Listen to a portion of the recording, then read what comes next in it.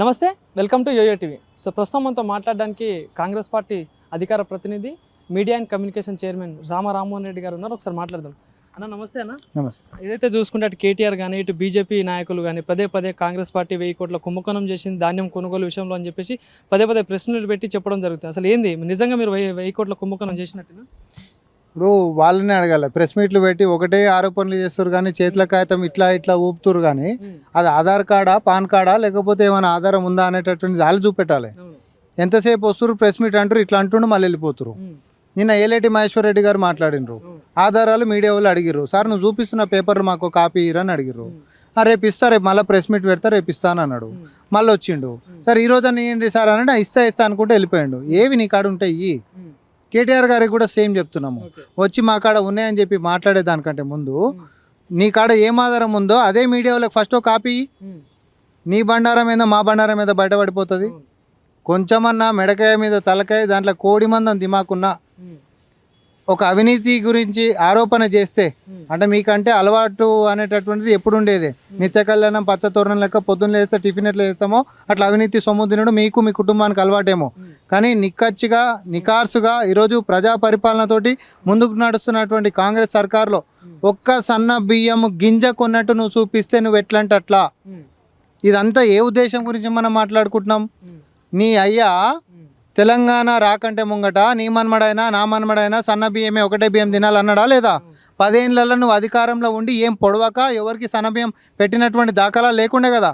Congress party రాగానే ప్రజా పరిపాలనలో ప్రతి ప్రజానీకం కూడా సన్న బియ్యం తినాలి అనేటటువంటి ఒక సంకల్పంతో చిత్తశుద్ధితోటి ముందుకు పోతుంటే ఈరోజు కాళ్ళల్లో కట్టెలు పెట్టి రేపొద్దున నిజంగానే సన్నబియ్యం పెడితే పిల్లలకు పెడితే తల్లిదండ్రులు మెచ్చుతారు. రేషన్ షాప్లలో ఇస్తే ప్రజానికానికి పోతుంది.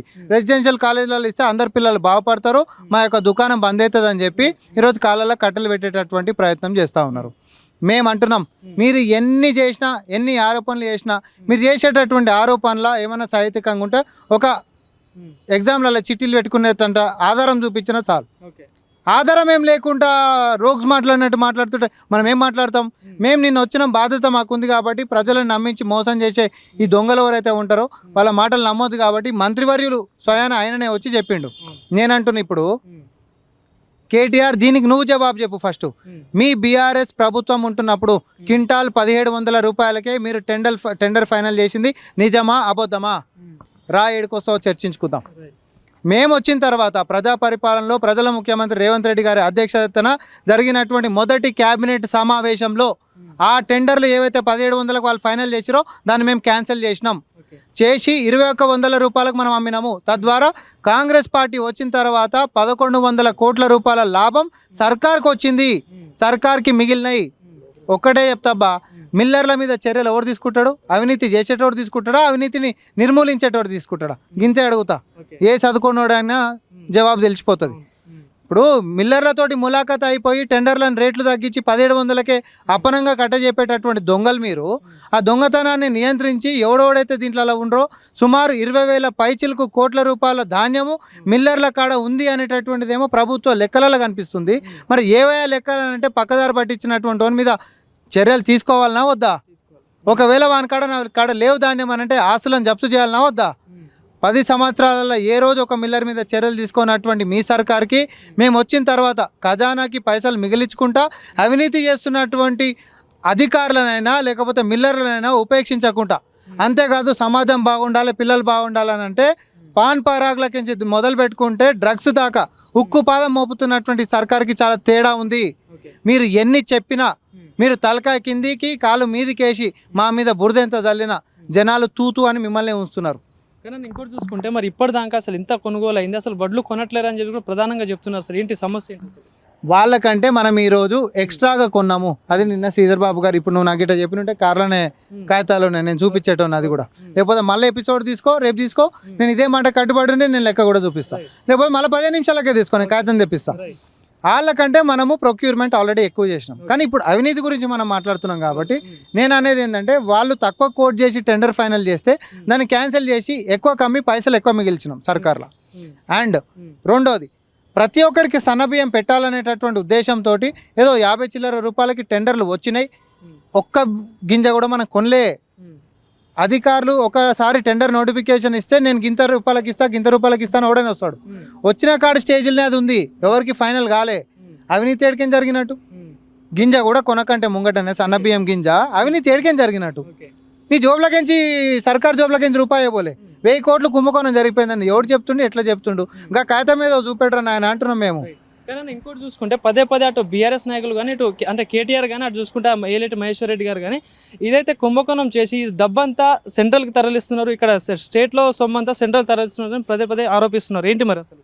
ఇప్పుడు నేను ఒకటే అడుగుతా, ఏలేటి మహేశ్వర్ రెడ్డి గారు పాప ఆయన పార్టీ ఉనికి కోసం కిషన్ రెడ్డి గారి కంటే మహేశ్వర్ రెడ్డి కొంచెం పనిమంతుడు అని చెప్పుకునే ప్రయత్నాలు ఏదో చేస్తున్నట్టు, అది వాళ్ళు చేసుకొని.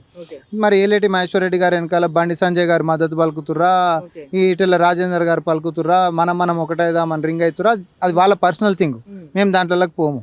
కానీ మహేశ్వర్ రెడ్డి గారు ఒక అక్షరం ముక్క చదువుకున్నోడు అయితే నీ ముఖానికి NHM నేషనల్ హెల్త్ మిషన్ అంటారు, దాని కింద ఉండేటటువంటిది నర్సింగ్ ఆఫీసర్స్ సంబంధించింది అయినా లేకపోతే ఆశా వర్కర్లకు సంబంధించి అయినా నవంబర్ కెంచి కేంద్రం కెంచి రావాల్సినటువంటి బకాయిలు రాక జీతాలు చెల్లించినటువంటి పరిస్థితి ఉంది. నీ కేంద్రం కెంచి రావాల్సినటువంటి సొమ్ము తెలంగాణకి ఇస్తలేరు. ప్రభుత్వం కాంగ్రెస్ది రాగానే అడిగించి ఇచ్చుడు బంద్ చేసిండ్రు. నువ్వు బీజేపీ ఓడివి, కాషాయం కండువా కట్టుకొని ప్రెస్ మీట్లు పెట్టుడు కాదు, అబద్ధాలు కాదు, కొంచెమన్నా మీ బతుకులకి నిజాలు కూడా మాట్లాడి కేంద్రం మీద కూడా మా తెలంగాణ బిడ్డలకు జీతాలు ఇవ్వనటువంటి పరిస్థితి వస్తే మేము మొక్కలు చూపించుకోలేం సార్, మీరు ఆ పైసలు ఇవ్వాలని చెప్పి మీకు కొంచెమన్నా చిత్తశుద్ధి ఉంటే గడగొట్లాడు. అండ్ ఇంకొక ఛాలెంజ్ కూడా చేస్తా ఉన్నా, 35 రూపాయలకే సన్నబియ్యం అందుబాటులో ఉంటే 50 చిల్లర రూపాయలకి టెండర్లు వచ్చినాయి అని అన్నారు కదా బిడ్డ, నేను ఓపెన్ ఛాలెంజ్ చేస్తున్నాం మీ అందరికీ. 35 రూపాయలు కాదు, మేము మా యొక్క ముఖ్యమంత్రి గారు కాలు పట్టుకుంటామా లేకపోతే మా మంత్రుల వర్యుల యొక్క కాలు పట్టుకుంటామా, అందరినీ పట్టుకొని 38 రూపాయలకు వాళ్ళకి ఇచ్చేయండి సార్, మనకు తక్కువ కూడా వస్తుంది కదా అని చెప్పి మీకు టెండర్ ఇప్పిస్తాం. నువ్వు కేటీఆర్ కలిసి ఒక కార్లో ఎటు తిరుగుతారు కాబట్టి ఒక కార్లో రర్రి వచ్చేసేసి 38 రూపాయలకే అందరి సమక్షంలోనే మీకే టెండర్లు ఇప్పించేటటువంటి బాధ్యత మేము తీసుకుంటాము. బిడ్డ నువ్వు దానికి తయారున్నావా? ఓపెన్ ఛాలెంజ్ రావాలి, అమరవీరుల స్థూపం కాడికి రావాలి. లేదనుకో రేపు సాయంత్రం రావాలా 5 గంటలకి, లేదనుకో నేను చేసింది తప్పు అని చెప్పి ముక్కు నెలకు రాయాలి. ఇంకొకటి, ఒక్క కాగితం కూడా నువ్వు చూపిస్తలేవు, నువ్వు ఇన్ని రోజులు చూపించింది ఆధార్ కార్డా పాన్ కార్డా కూడా చూపెట్టాలి. Thank you.